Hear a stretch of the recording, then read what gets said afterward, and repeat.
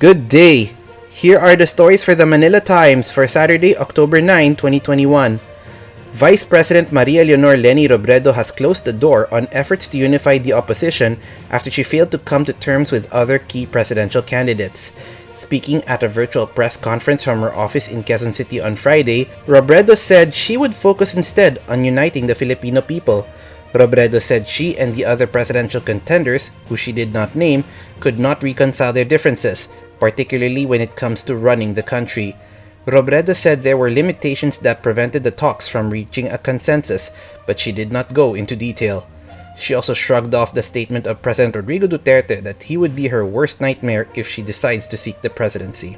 Internationally acclaimed actor Arjo Ataide is running for representative in the 1st District of Quezon City in the 2022 elections. Accompanied by his parents, seasoned actress Sylvia Sanchez and well-known businessman Art Ataide, the first-time candidate filed his certificate of candidacy on Friday.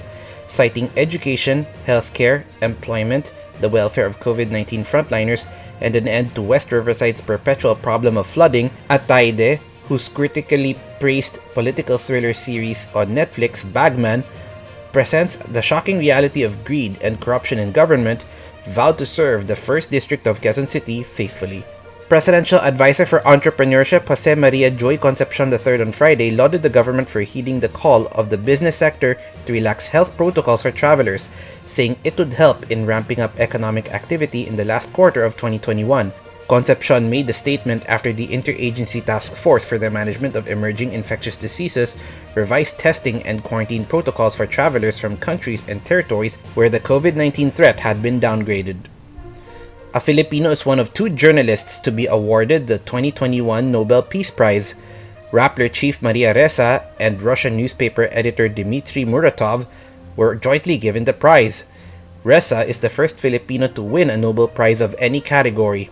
The Norwegian Nobel Committee cited Ressa and Muratov for their efforts to safeguard freedom of expression, which is a precondition for democracy and lasting peace.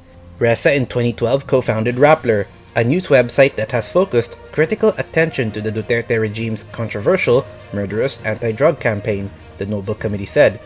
She and Rappler have also documented how social media is being used to spread fake news, harass opponents, and manipulate public discourse. Reacting to the news, Ressa told Norway's TV2 channel that the government of the Philippines will obviously not be happy. The government will open up its vaccine booster program to the country's health workers by November or December to give them additional protection against COVID-19, Vaccine czar Carlito Galvez Jr. said on Friday. Galvez, the chief implementer of the National Task Force against COVID-19, also said the administration of booster shots will begin once 50% of the country's population are already inoculated. Malacanang has approved the recommendation of the Interagency Task Force for the Management of Emerging Infectious Diseases to allow point-to-point interzonal travel of individuals from Metro Manila to areas under general and modified general community quarantine. The palace also approved the relaxation of quarantine protocols for fully vaccinated individuals who had direct contact with COVID-19 infected individuals.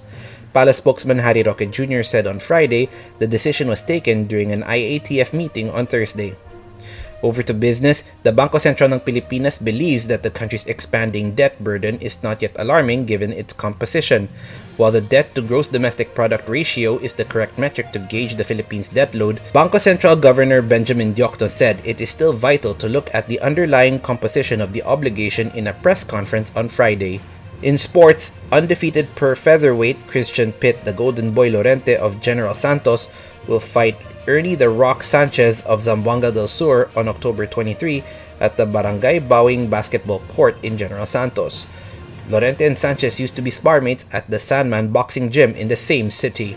Antonio Contreras and Dian Macabenta are today's front page columnists. Contreras discusses politics as a spectator blood sport, while Macabenta believes that the global energy crunch conveys a grim warning to environmental warriors. Today's editorial calls on the Commission on Elections to make an example of campaign violators. Read a full version on the paper's opinion section or listen to the voice of the Times. For more news and information, get a copy of the Manila Times on print, subscribe to its digital edition, or log on to www.manilatimes.net. Follow us on Twitter, Facebook, or Instagram, and keep up with the Times. On behalf of the Manila Times, this is Arik John Zico reporting. Have a safe weekend ahead.